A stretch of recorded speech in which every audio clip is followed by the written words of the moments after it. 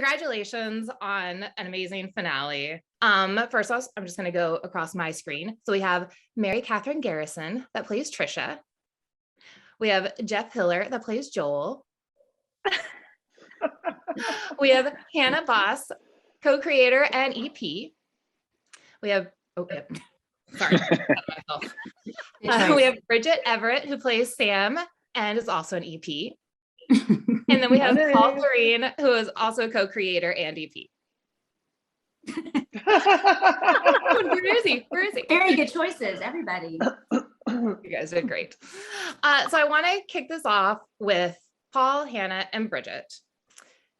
When the three of you first got together to talk about the show, did you have any clear vision of any element of the show, whether it was a character, a tone, or storyline?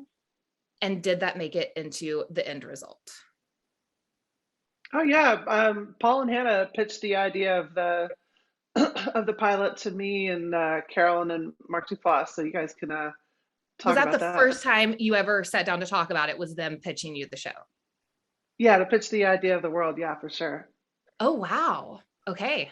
And we all were sort of from the New York performance scene, so we knew Bridget a little bit from before. We're fans of hers, but we hadn't talked about it until we sort of like pitched her our whole idea for the show and the pilot. And you know, all the characters' names of everybody you see here, and Fred Rococo and choir practice and the family, that was all there. And then, you know, over the course of time, we developed it together from sort of that original idea. But a lot of those sort of core ideas and sort of the central idea of Sam were there from that first pitch. But the seed was Bridget Everett. I mean, the challenge was like, how do you capture what Bridget does live so well on stage? And when you're in a room with her, how do you translate that into something that, you know, it now is this show? But that was sort of the fun challenge, because we were sort of like a little bit in love with her and wanted to figure out how to make something super unique and just use a lot of what she does so incredibly on stage. And then as soon as we got to actually collaborate with her after that initial pitch, it was just, you know, she's so amazing and has so much to bring, and was in the writer's room every day and had so many stories and real life things to add or not add, or just laugh and cry with us. And it just became this beautiful sort of mush. So Bridget, when they pitched you that idea for the first time, when you sat down to hear this pitch, did you have any idea what they were going to say? Like tone, character, storyline? Or were you completely blank? No idea at all, really. And they just, you know, they started talking. I remember them talking about, you know, the choir practice element, which of course like was appealed to me because of the music. And then they pitched Murray Hill as Fred Rococo, which I was psyched about because Murray is a really good showbiz friend of mine. And then they brought up the sister who's passed away, and I have a sister who's passed away. So there were a lot of like things that really resonated with me, and I was excited to kind of do something that was different from my stage stuff, which I love doing, but I just felt like I was ready for something more, and that's what they tossed across home plate. I mean, Paul and Hannah, when you came up with the tone for this show, which is so different than what Bridget normally does, what made you think, let's do a completely different tone and go a different direction from her stage show? I think seeing her live shows, I was like in the audience of her Comedy Central special with my friend John Early, and I remember being like just taken aback by having two big feelings at once, and that was like utter hilarious, dirty, like just loving the dirty laughs I was having, but then also there was a like quick switch, and I was immediately like super moved, and she was taking me to this other very serious level. And I think it was the serious Christmas song that we saw her do live together, Paul, at another show. And I think, what was it? Have a Merry Little Christmas. What was the song, Paul? And I was just like, holy shit. And we were blown away by how sad and just sort of transcendent it was. And we were like, well, that feeling of home, I mean, nothing's sadder than a Christmas song. Like Christmas songs are so incredibly sad to me. And she just did it in this way that I was like, oh shit, this is like coming home. So I think that tone was sort of what we were trying to tap into as sort of a base. Then I think we also wanted to bring sort of our interests in something that we had worked with Carolyn Strauss years ago. And I think the reason that she thought of us is that we're from the Midwest and I'm from rural Minnesota and Hannah's from Illinois. And I think she thought there might be some sort of something there. And I think that we're often interested in sort of like stories and characters and places that people don't tell stories about, and the things that happen before and after the stories that you normally hear.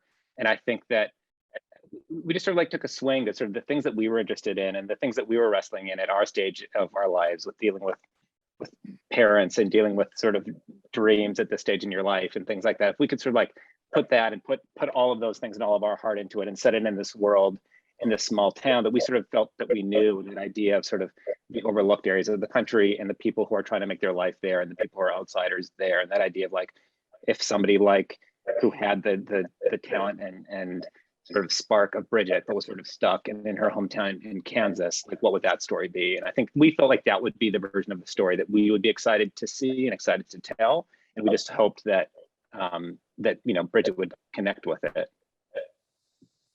Bridget, what was your initial gut reaction when you heard this? Did it scare you or did it excite you? I was excited by it, honestly. Like I was just I knew we had like a bunch of smart people, and I really wanted to, I was sort of going through like a little bit of my own grief thing with like my sister, and like I love, obviously, like singing is so important to me, and so the two of those elements being in the show together, I was like, it just appealed to me. I thought it was something that, because I'm not a trained actor, I thought it would be something I could like sink my teeth into, and I'd have the best shot at trying to, do a good job. I love it. In this current TV landscape where it feels like a lot of shows are very loud and over the top, which I do also love those shows, this show is definitely a quieter, more emotional journey show. Was that hard to pitch? Was that a hard sell to HBO at all? I think HBO, like, first of all, loves Bridget and are fans of Bridget. And HBO, I got to say, from the start, we're really into it. And if anything, like, pushed us more into what we wanted it to be, but maybe didn't dare go there sometimes. And I think that sometimes we were like, is this enough? And that is the show. And I think that so many people have been like, I don't, and I think we're like, I can't believe that we got away with it in a way, but they were so on board and so supportive, and it was such a collaboration. And if anything, it wasn't the thing where it's like, you got to make it sexier, you got to make it this. It's a very sexy show. Yeah. But there wasn't like a make it louder, make it bigger.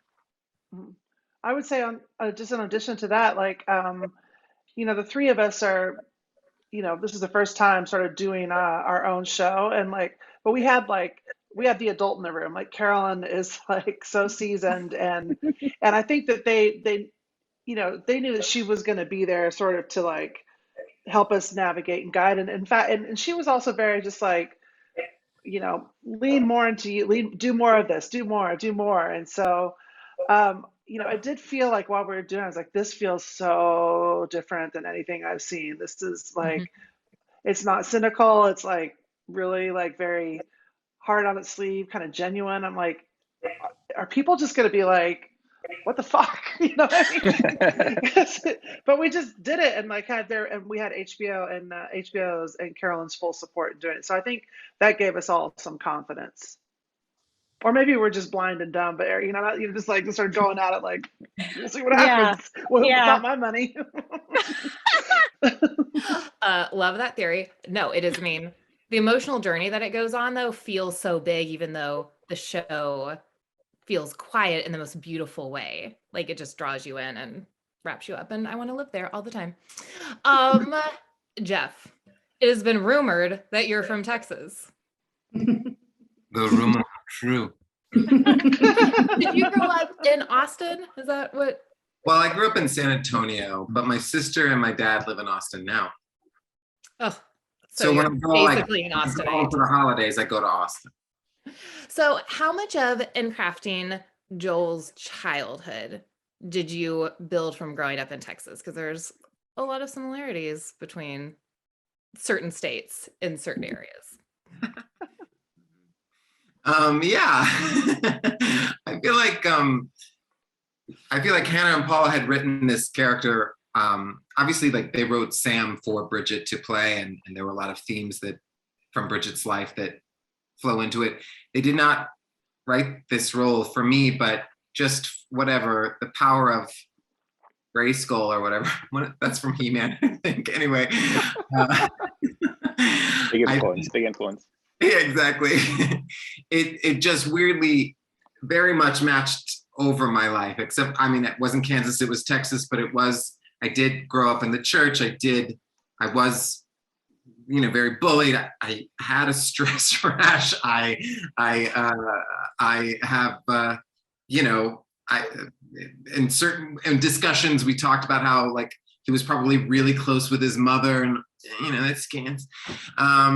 So I think the nice thing was that this was a role that you didn't really have to be like, oh, what would he be like? I was sort of like, oh, I get it. I know who he is. I can do this. Was the stress rash already in the script, or did that draw from you? No, that's just there. Love it. Isn't that weird? Yeah. Also a great scene.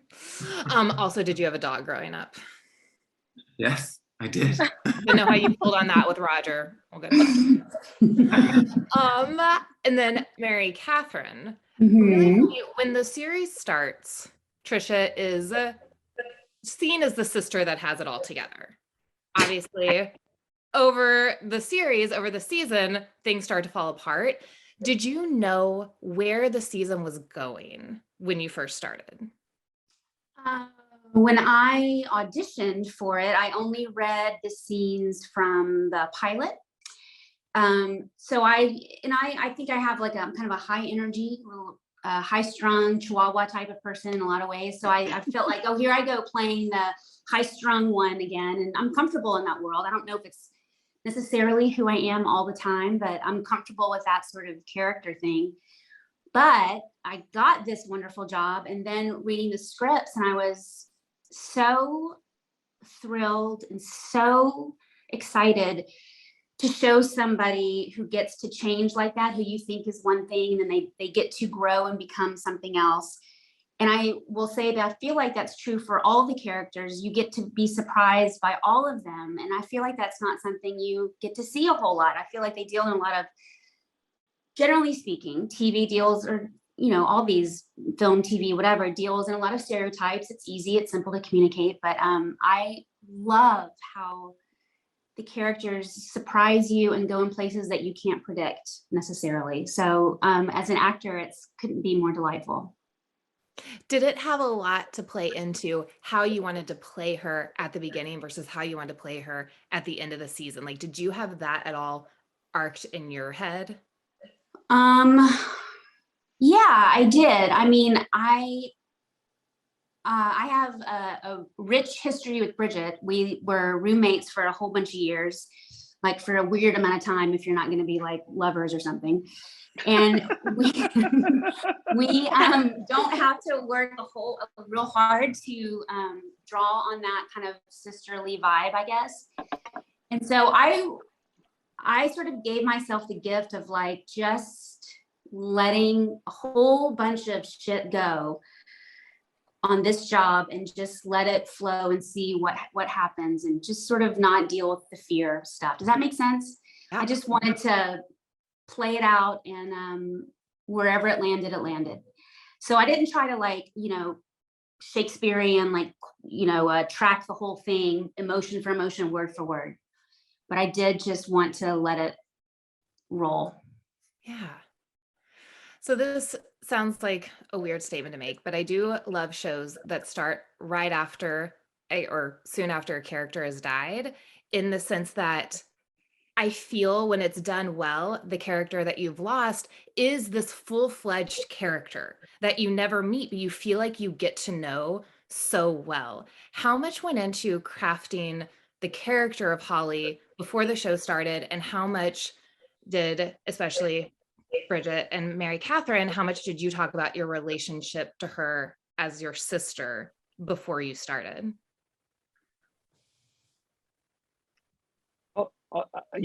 We shot the pilot, and I think we had the idea for her in the pilot, but maybe didn't have that as clear of a picture of her when we shot the pilot. And then we shot the pilot in the end of 2019, and then, you know, the world shut down because of COVID. And so we had like a year, you know, to be working on the season. And I think over the course of that year, working with our other writer, Patty Breen, and then Carolyn and Bridget, I think that we sort of, she came into focus more. And I think that it came from, you know, stories that we have with our own siblings or stories that we have with loss. And I think that we sort of, you know, it becomes a person that you really do feel her presence over the course of the season. And so I think that really evolved, just sort of spending time together and sort of, especially just talking about sort of Sam's journey of grief and how, you know, how Holly sort of touches the whole family. And also after shooting the pilot, how much we loved the family and we sort of developed the family more. And I think that over the course of the year, she really became, like you said, sort of an important character. I think also we had such, go ahead. Go ahead. Please. I was just going to say, we got. Zoom, man. You, Hannah, go. No, you go. Number one, go. Well, I was just going to say that I don't think Mary Catherine and I ever talked about the Holly or the relationship to it, but to me that makes sense because I think that like at least Sam's character, and I think, and I also, or Trisha too, I think they're not thinking about how the other person is dealing with it or not dealing with it. Everybody is in that family is having a very singular experience, and that's part of the problem. You know, they're not, they don't have empathy for each other's journey. I hate using that word, but you know, it's like we're on The Bachelor. You know, our journeys. But Hannah, what were you going to say? I was just going to say we had extra time. I think Paul mentioned that we shot this in 2019 fall, and then the pandemic came, and we had a lot of extra time in this Zoom, and then we pushed shooting once, and we had all these stories. We just had all these stories that were cut, and there were so many conversations about this person who didn't actually exist on screen, but ways to capture these hints and little details. And I feel like when you create that, sometimes it sort of is in you anyway. Like we have all these little like tentacles of this character that you might not see in the story, but I feel like it's just built in the world, that come out in little things. And then sort of like when we were on set, it was really fun to like look around her room and like look at these details about the music she listened to and her t-shirts and how she was a world traveler, and like her, you know, some etching on the piano that you see actually in the last episode, like all these little details that like might not be in your face, or like, you know, the key to the hidden box that has grandfather's ashes or something. But there's just all these little things that sort of, I think, helped make us feel this character was present in all these other people's storylines. It just made me remember something that I think is that, you know, it's on the pilot when we were there, and, you know, the set deck or the, you know, would come up to us and to Bridget and me and Hannah and be like, so which of these would she, you know, on her bulletin board, which of these concert tickets would she have on it? You know, and like having to make those decisions and sort of start to build that from like the objects in her room, I think was sort of a fun way to start, to be like, oh yeah, what would be left behind that Sam would be sort of living with. Or like the Fentons who did the sets also had, there was something that we were like, this is important. We still have like wedding invitations and baby invitations on Holly's fridge. And Sam is, I don't know if you can see it, but like, and Sam is living in her dead sister's house with the hopeful events of the future that she didn't get to go to. Little things like that, I think really were just fun to think about in a sad way. Mary Catherine, do you have anything to add about anything that you did think about your relationship, Trisha and Holly's relationship? No, nothing profound really, just that the relationships are such that in this particular family, Trisha's a little bit of the odd one out, just because Holly and Sam had such a tight bond, and you know, that's an ongoing buried issue for her, perhaps less buried as it goes on, but you know, and then she's the one that was home and taking care of the family, and you know, that kind of stuff is fun to think about and play with, but that's about all I can say intelligently about it, I think. Well, moving to a little bit of a lighter topic, it has also been rumored, meaning I read it a bunch of places, that Jeff and Bridget, the two of you, were roommates with Murray Hill during filming. Is that rumor also correct? Correct. Almost true. What was that like? Could you leave work at work and your characters at work? But most importantly, were there late night Zumba sessions? Jeff, why don't you take this one? Well, there weren't any Zumba sessions. That's for true. I mean, we did have like a gym set up. I don't know if we ever used it, did we? I think I used it like twice, maybe, but I didn't realize, the hours get a little long, It wasn't long. Bridget had like Bridget did it. I was always like, oh, I should have done that. Murray Hill is, a New York icon for a reason. He's sort of a hurricane, and we all just, let our bodies be blown. So we would have dinner together a lot. If we were all cook, or would you bring in? No, we brought in. Well, we delivered. We did DoorDash. I think it's some extra cash along the way. But Murray would help us run lines, and I think Bridget and I were both like, yeah, we'll run through it a couple times just so we know what we're doing tomorrow. And Murray would be like, needs to be letter perfect. Again. From the top.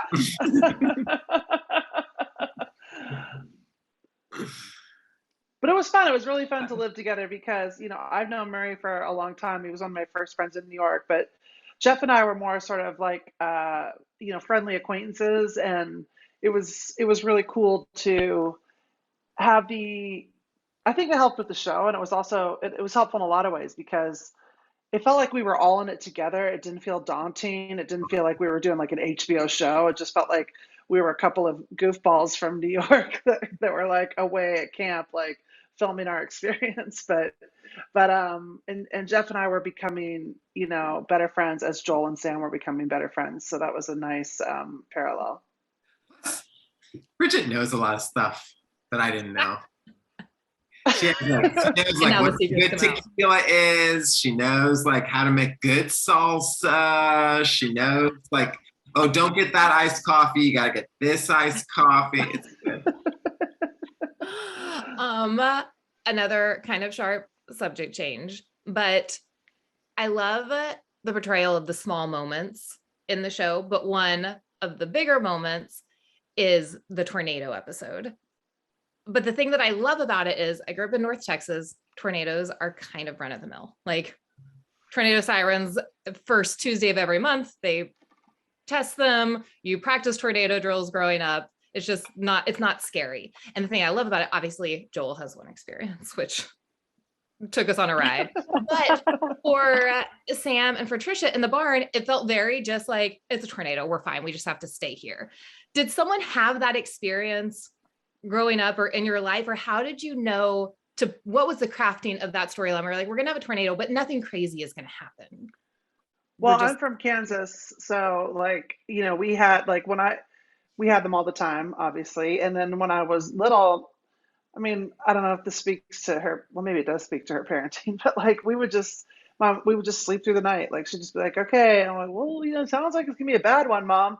That's okay. I'll wake you up if there's, whatever. But, on the second story, just like sleeping right in front of a room full of windows. And I mean, I guess we lucked out, but I don't know.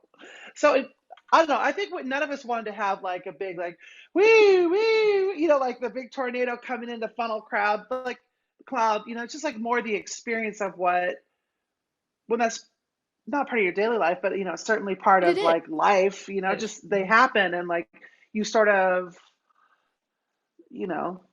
just take it in stride in a way that people that don't live with tornadoes don't understand. I love Did that answer your question? Yes, or and I love showing that aspect. Now, Okay. So when you were crafting the season, when did it come up that you should have a tornado episode? Like when did that come in? I think we knew really early. We did We like knew a really early. quick a 2-week room to sort of like come up with an idea for the season to tell HBO, and the tornado was in it at that point. But then it really was Bridget who we just thought it was so funny that she was like, you get tornado alerts on your phone and nobody pays attention. And just that idea of everybody checking their phone and being like, let's finish our breakfast. To us was really funny. In Illinois, you get that too. And I hadn't experienced one in about, I don't know, 20 years, except for the night before we were shooting the episode. And speaking of Kansans not taking it that seriously, I was like looking at the news at 1 a.m. and I had just taken a melatonin and I was like, oh no. And I was going to bed and then it was like full on tornado was hitting. And I looked at the news and it was like exactly where the Ding Dong dorm, which is the dorm they lived in, which is their house, where they were. And I was texting Bridget and I was like, Bridget, are you okay? It looks like the tornado is literally right exactly where you guys are. And she was like, oh, really? I didn't really notice, or I don't think they were worried. I texted her and I was like, they say that the tornado's right by here. And she would go to the basement and she's like, oh, it's kind of cold down there. I love that. But that's the portrayal that you get, which I love. I've experienced it my entire life and never seen it before. And loved that so much. It just resonated so much with me. I just want to say, because if there's a lot of people who have experienced tornadoes watching, we heard this a lot, because there was an actual tornado. We were going to shoot Joel in a culvert, like a concrete, drainage pipe underneath a place that you would go during a tornado. But because of the tornado, that flooded out.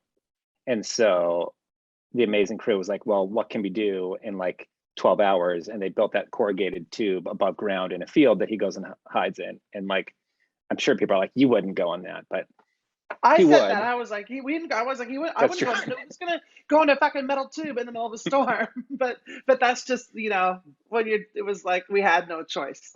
Hey, that's TV. And to be fair, I'm dumb enough. I probably would go in there.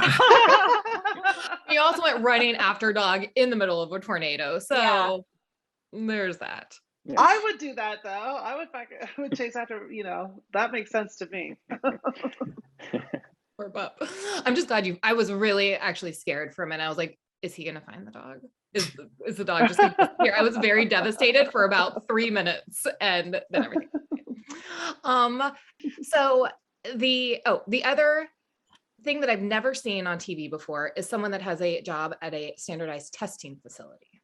How did that come into play? Where did that come from? And what kind of research had to be done for that writing of that? We put so much of all of our lives into this, and that was a job that I had after college. I was living in Minneapolis, interning in Minneapolis, and my friends and I got a summer job at a standardized test grading place, and it was really fun. It wasn't fun, but you would get like every week it would be like South Carolina third graders, and you'd just be reading all of South Carolina third graders. Then it'd be Louisiana eighth graders, and you get to know like in their essays about like who they admire, and I just remember so many essays about the mayor and the garbage man, all these things about like Louisiana politics in 2000, and it's a crazy job, and so we just thought that would be sort of a heartbreaking job, or also because most of those people that at those testing places are like fresh out of college, and the idea of like Sam being here reading these like middle school students' essays, being surrounded by 18 and 19-year-olds would sort of really put it into where she was into relief. So it was all I lived it. It was again, one of those moments where you're like, this feels so real. And I've never thought about this job, but of course someone has to do this job. And this, I believe, truly is what it's like. Now it's being computerized, by the way. So it's starting to be, yeah. It's crazy. So it's those essays are being graded by AI. Which is sad. Yeah. Question from Lee. What was it like working with Mr. Trieger, Mike Haggerty? Oh, a dream. He's just an actual angel that dropped out of the sky, walked onto our set, and blessed all of our lives. Had a good time. What a good time that Had a good time. I now have the dream that someone would ever describe me in that way. Like, what a beautiful way to describe a person. Oh, I felt like, I think one of the great things about him is like he auditioned for the part, and it looked like he put his iPad up on his mantle, and he just recited the lines like straight into the camera, didn't have anybody reading the other lines. He was just like, yep, well, Coach Spence wants to know. All right, what about your singing? Okay, I love you. Just like, and Carolyn was like, I think that's our Ed. And I was like, but we met him and he was just perfect. He's just the best, nicest guy, funny, sweet, everything. Oh, well, beautiful. Rashna wants to know, well, first off, congratulations on season 2. And will the episode count be the same for season 2? Because 7 episodes is blasphemy. Agreed. What are we allowed to say? Tim? I don't know. I don't know what we're allowed to say. Just nod or shake your head. It's not. I gonna guess be we're not one- really it's- sure. Yeah, but it's not gonna be one long Christmas special. I can tell you that. We'll take that as a wink. Okay. From Jamie, the "This is church" line from the party bus scene in the finale really stuck with me. Can you talk a bit about where this line came from and how you interpreted it? On the bus? Mhm. I think that was an improv from Jeff. I think Let's so talk too. about that improv. Talk about where did it come from? What made you say it?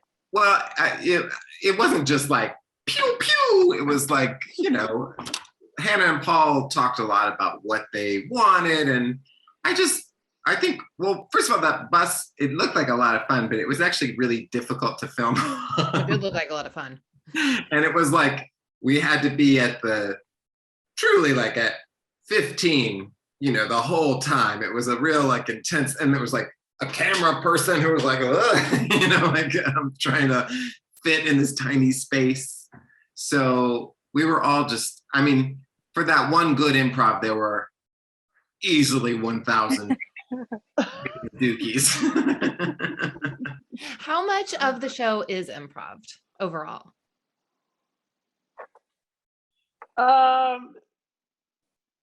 It's not an Apatow joint. It's not like it's not Curb.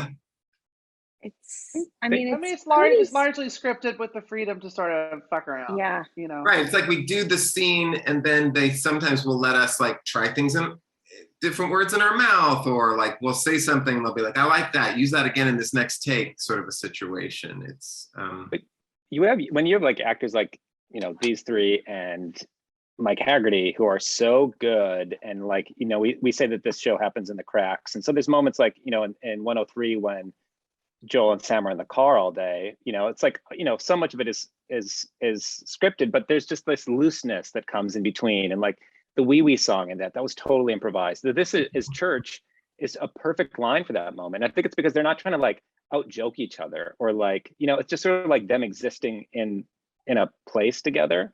And I think that like that this is church moment when so much of this and where you have Joel's spiritual journey and somebody who's, a person of faith, and this is really important to, and how he's, finding it here, but he's losing something else. It just sort of is a perfect moment that came out of him, having spent time with this character and just sort of like then just playing with these people. And I think it was a good mix. I went to a Christian college, and sometimes we would say, this is church too, like really emphatically, because we were all theology majors. What college do you go to? Texas Lutheran College in Seguin, Texas. I went to TCU in Fort Worth, so just checking. Frogs. There you go. But I did actually want to talk about the religious aspect of the show, because it is this through line, and obviously the character of Joel is experiencing something different than some of the other characters. But when you talked about crafting this character and putting religion in the show, what were the things that you wanted to make sure you said, and what were the things that you wanted to leave out of including religion? Because it can obviously be a hot topic. Well, I think when the idea of Joel being like a faith-based person, a religious person came up, I think it's exciting because Sam is not, she is not, she's not religious. She doesn't really understand the church, faith, whatever. and having her meet someone, which is, my experience growing up too, was, a lot of my friends were like real churchy and, or real like Jesus and whatever. I just never understood it. And kind of having to navigate a friendship like that, or feel like you'll get accepted by somebody who is faith-based. Like there's judgment coming from Sam about religion. And like, I don't think any of us wanted to be like, Joel was scorned by his church or anything. Like it's Joel. I think we all thought it was really cool that he would embrace it and love it, and it wouldn't be his. I don't know. I'm not really doing a good job explaining it. Can somebody step in and save me because I'm drowning? Thank you. Yeah, I think that's great, and I think that we didn't. I think on all of these things, there's his, Joel saying in the pilot that, church was a place that he found comfort. And I think that when people look at the Midwest, when people look at faith communities, they look at it through very specific lenses. And I grew up in a fundamentalist Christian family. My parents know to go to a really progressive church, and I have family all across the whole political spectrum. But I had a friend from high school who put on my Facebook, who's a pastor, and she put on my Facebook yesterday saying, "Thanks for having a female pastor whose first line is about a margarita." And I just thought that was, you know what I mean? That I think that we wanted to sort of look at it like we look at all the characters with sort of complexity and with compassion, and acknowledging that there's trauma connected to these institutions, but there's also giving, and there's also comfort, and there's also grace, and sort of not trying to make a political statement about it, but just sort of trying to present sort of a look at it in a way that connects to sort of people that we know and things that we know. And as Bridget said, that sort of major difference between Sam and Joel is sort of an interesting thing. And I also love a friendship that becomes so close where one person is religious and one is not, and that there's a respect between the two people about it. And I just find that incredibly beautiful. Well done. It's just like, Thanks. It very much touched me, and thought that it felt completely real.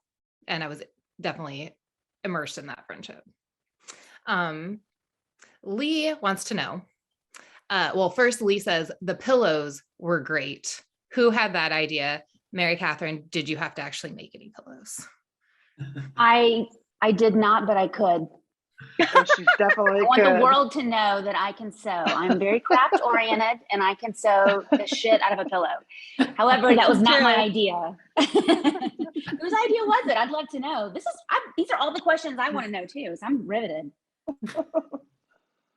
I can't remember I specifically. don't know where I can't remember the line cut, but I just remember getting so excited about it. And couldn't stop figuring out, like, that was not going to be cut. Was not cut. I loved it. Okay, so we haven't I love the really, design of the shop and all those little tchotchkes in the shop and everything like Oh, that. yeah. It was really So good. Yeah. well, it's kind of the thought of different, but decorating Holly's house, and the question of like, is this or in Holly's house or not? And then the shop, how much of it was, is this in the shop or is this not in the shop? Or did the aesthetic, I felt like the aesthetic just completely comes together really easily. Yeah. Yeah. I would check That's a whole, that whole store good team. is a hoot. Yeah, we have a great team. That's amazing. Okay, so we haven't talked on one of the major themes in the show, which is music and the healing power of music.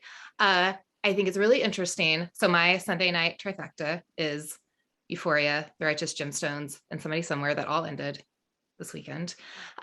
All three finales had a major music scene where one of the main characters sang, or a couple of main characters sang something at the end, and really like brought the whole season home. I found that fascinating. 3 very different shows, 3 very different genres, all on HBO. But can you talk about that, entering this show with the thought of the power of music, and how, one, what that means to you personally? Even, I mean, everyone on this can answer, not just for the writers and creatives, but the power of music, especially in television, and what you wanted to make sure was portrayed in the show about music. Well, I'll kick it off. I think that for me, and I think also for Sam, music is kind of like the pilot light, right? It's like the connective tissue. It's like her and my best way of communicating and being in touch with emotions. And I remember, when I was little watching TV, my mom was a music teacher, and there was some musical element happening, and she turned to me, she's like, imagine a life without music. And she's like, and I just has always stuck with me. And like, I think that any show that was going to be built for me and around me had to have music at its heart. And it's just what I respond to most. I don't know, sports, sure, everything, great, but for me, it's music. It's always like, I don't know. Somebody else talk. I'm going to see myself out. I'll be outside. And then when Well, just like Joel has his spirituality, Sam's spirituality is music. That's what she connects to. That's what opens her. That's her fuel, like Bridget said. So for the two of them to be sort of struggling with the thing that they love and supporting each other, and sometimes, sort of yin and yang, getting in trouble in the areas of the things that they love, and questioning the things that they love, and not understanding how to use the things that they love. That's sort of the duality of what they're both struggling with. But that's also not answering your question.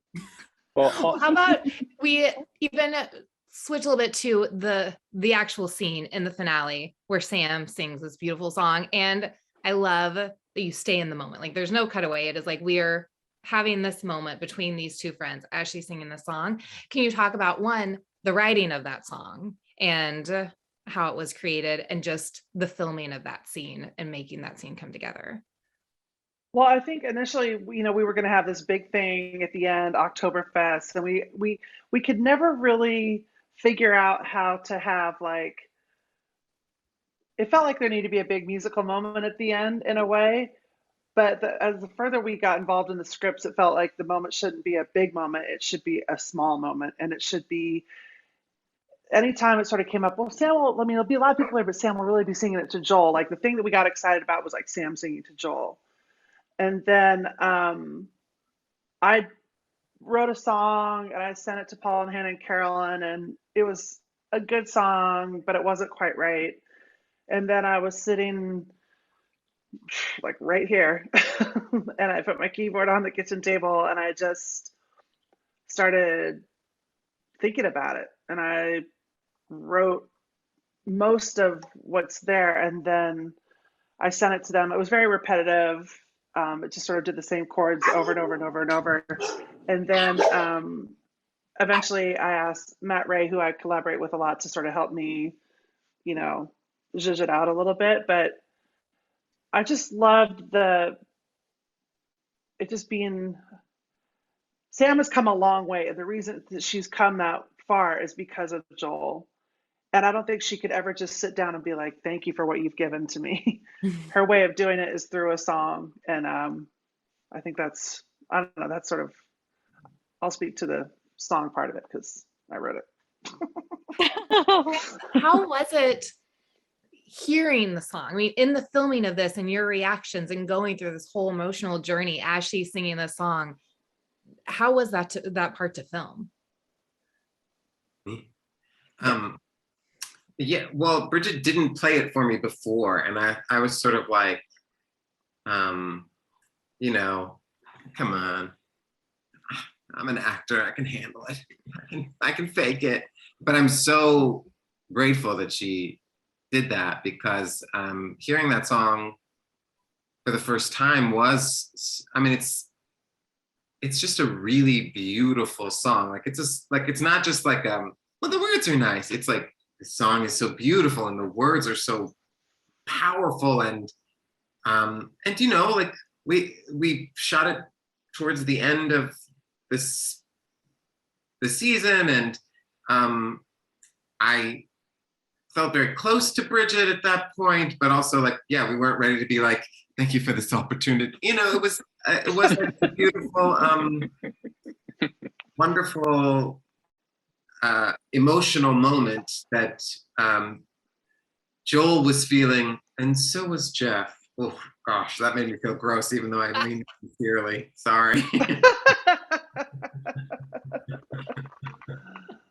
But you know, I the love it. music is like not being played out loud. Like it's, you know, it's just in an earwig. You know, it's like you got this little the music because you know we don't want to have the keyboard, so it's just in my ear. And I was like, will you give one to Jeff too? Because I think if he hears the music, not just me singing a cappella at the keyboard, it's gonna be better. And And it was. yeah, and that's I what we think did. the camera was on Jeff close up possibly first, so I think we got some good close-ups of the first time he heard it, like Right. those Yeah. first ones. Yeah, they're like, do you want to be on you first or Jeff first? I was like, Jeff, because there's only one first time he's gonna hear it. It's true. And our DP, our director of photography, Shauna, was like, she was just really in tune with all of us, like kind of emotionally, and had a great way of. There's like this shot like where she comes around and it's on Joel's profile and it's just so beautiful. And I remember like when we were editing, we're like, oh. You know, it's just, the way it comes around, we're just like, oh. Yeah, It felt different on set that night. I think it did. Yeah. Like it felt special, and I think that it's a beautiful song, and you know, yeah. I want for everyone to go around and say the favorite moment that you filmed or wrote that you couldn't wait for audiences to see. Ooh. That there was like a moment that you're like, this, I cannot wait for people to actually get to see and experience this. Mary Catherine, I was going to start with you, but you looked really deep in thought. Okay, I'll start. Hannah, I'm going to start You're with you. muted. You're muted, Mary Catherine. Oh, go back to us. Sorry, the dogs and the kids. Sorry. Can you hear me? Yep, we got you. Okay, sorry. No, I'm saying I'm totally ready because Oh, good. for me, it was the barn scene, and it was specifically them drunk on the ground, straw in their hair, talking about Holly. It was that little parenthetical moment because what you were talking about earlier about the sisters and the relationship, it's the one little moment where their sisters before the three of them kind of splintered off in a different group. So that moment was special to me. Paul, I'm going to go down to you. Oh my god. So many. You know, I think that. Oh man, I think that. I don't want to say the same episode, but I think that we were very excited about that episode after sort of like, it's sort of a different episode. It feels different. I think we were excited about that whole experience of it and just sort of like, you know, there's that first scene with Sam and Murray with the roll the dice for flavor. To me, like that scene, and then, you know, Joel showing up at the barn. There's just so many specific moments in that I just love. And then the stomach punch at the end. I think just that, for me, it was sort of that episode as a whole. I was really excited to be like, can't wait for people to see this. Bridget. I'm not ready. Okay, we'll come back to you. You only get one step. Hannah, are you ready? I don't have one favorite. I have many favorites. Like I have a million favorites.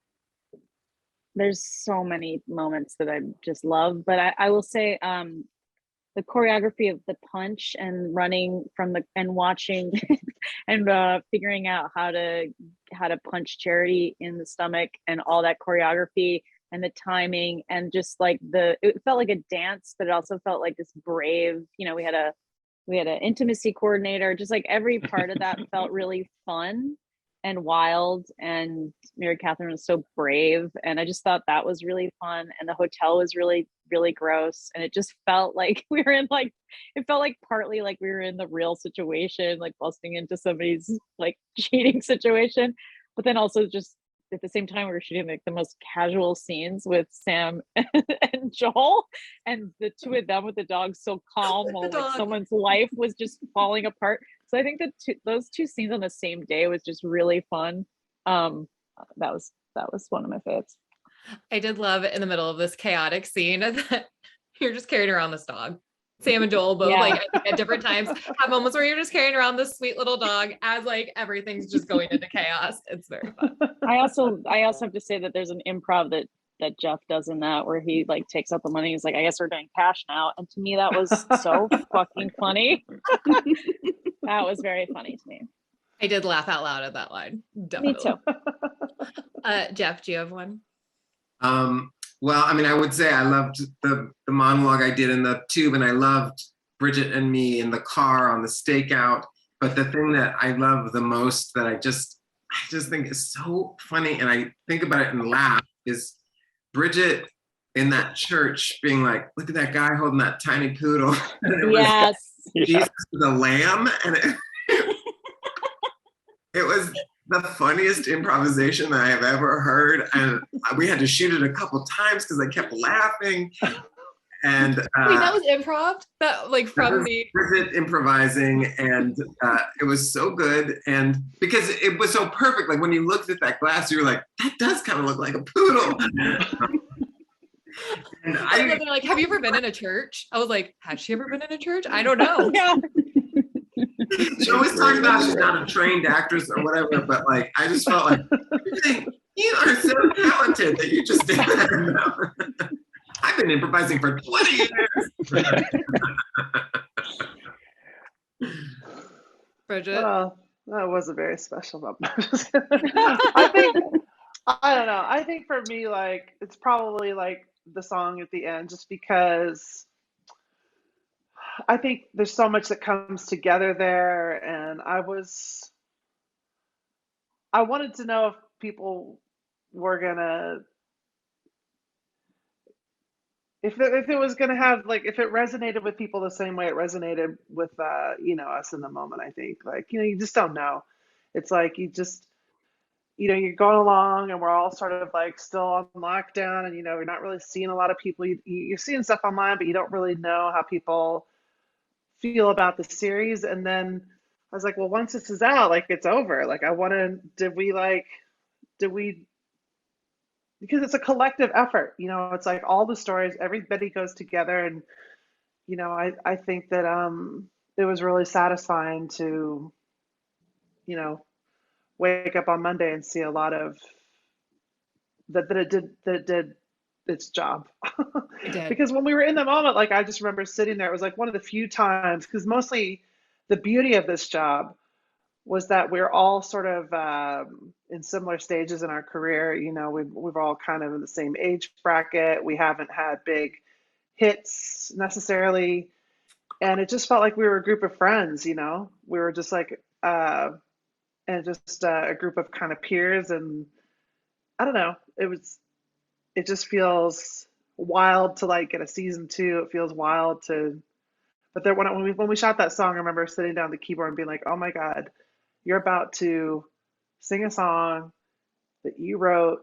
It's going to be on HBO. And just like that whole thing, and just sitting there and like thinking about like sitting in the, we were sitting in the chair, the actor chairs, like, with Mike and Mary Catherine, and just, we've done so much in that church. It just felt, or that church in the barn, it just felt like I don't know, I'm rambling on now. I guess I'm sort of accepting that it's like over and that we did it, and it's cool. I think we did something cool, I guess. And I wanted people to think it was cool too, and I think they did. So that's good. Okay, I've spent 35 minutes, and I will now again go outside. Please have somebody page me and tell me to come back. It was beautiful, and we all thought it was very cool. Well, to wrap this portion up, from Jamie, talking about season 2, we are a non-spoiler festival, so we don't want spoilers for season 2, even if you had them at this point. But from Jamie, I felt like the season dove deeply into themes around friendship, community, and grief. What themes, either these or other ones, do you hope to explore even further in season 2? Thank you for Does a asking. no spoiler festival mean you don't give spoilers, or you don't want spoilers? We don't need spoilers. or You go to some things and people are like, I want to know what's thirsty. going to You're not a happen thirsty next. festival. Yeah, we don't want that. We really want to talk about what did happen, but we do also, when we're immersed in something, we just want more of it. And this is our way of being like, but what what can we live in for the next however long until we get our season 2?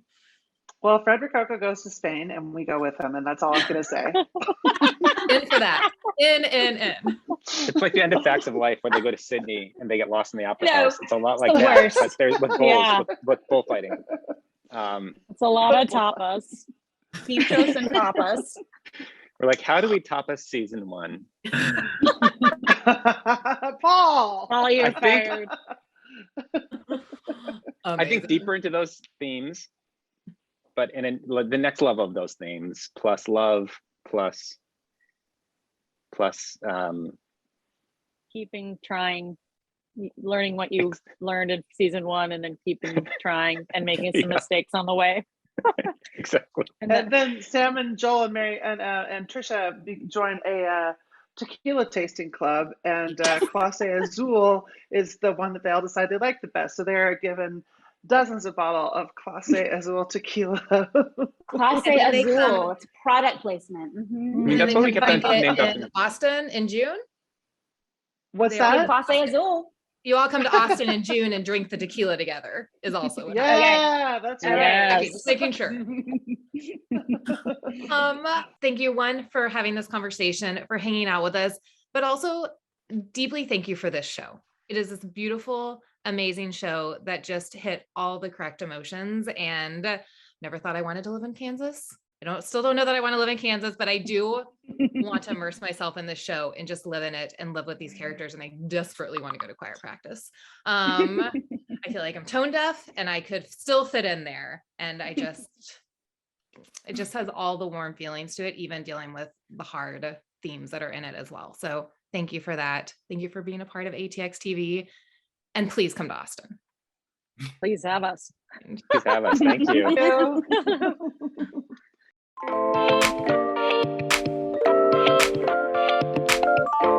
you.